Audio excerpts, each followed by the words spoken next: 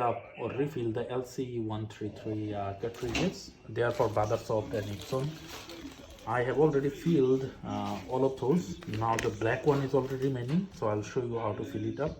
So there are like two ports here. One is basically the press button, which basically press it, and then the liquid started coming out from there. Okay, so this is the press button here. Here you can see, and this is the liquid. So here you can see I am already like pull out this lead head. Now what I will do, very simple. Okay, just take this one. This is the entry point here, your entry point. Put it in.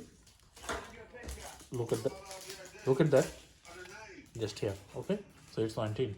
All right, and then now rotate it. Put the head, this head here on the pin. Okay, the hardest spring clip, and then now press.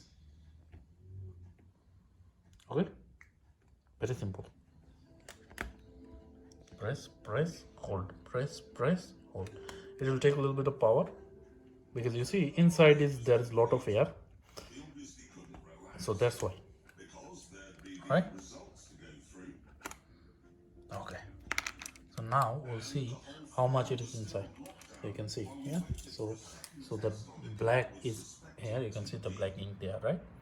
So I'll just pull it out slowly, slowly, slowly. Done. Yeah.